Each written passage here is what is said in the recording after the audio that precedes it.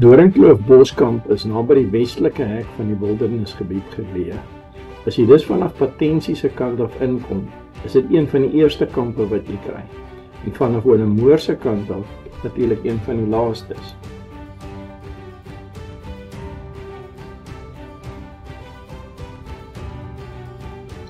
Dit is so wat 2 kilometer vanaf die hoofpad na die kamp self. Kantoor is sommer by die hek. Terloops, jy kan houtpyle koop as jy nodig het.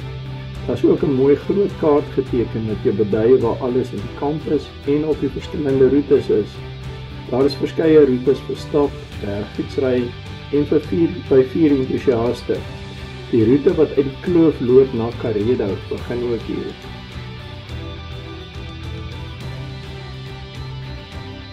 Elke staanplek het volop netjiese groen gras. Die kamp het 'n heerlike swembad vir daai warm dae.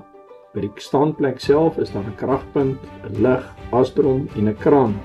En elkeen van hulle het ook natuurlik 'n noodsaaklike vuurmaakplek vir jou braaivleis.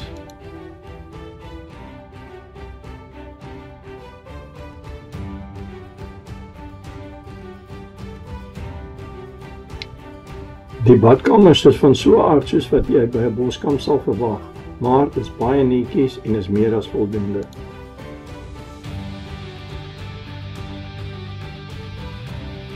Die dam het na bewering vis waarvoor jy kan hengel.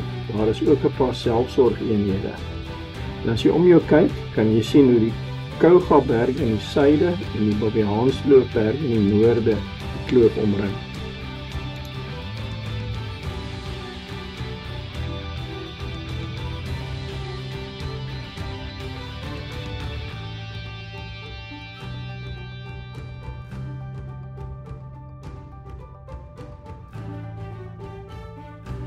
Met voldoende water is hier 'n hele klompie spulpunte by Doringkloof en die ander plase in die omgewing.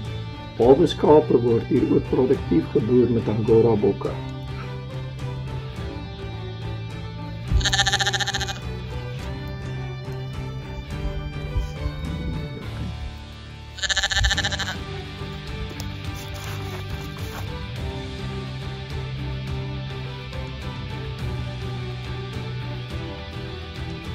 Ons het gehoor dat die Boesman tekening op die plaas is en het daarvoor gaan soek.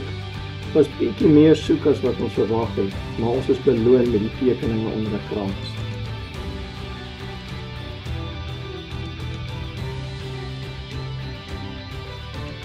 Doringkloof is beslis op die lys van plekke wat ons graag weer sal wil besoek.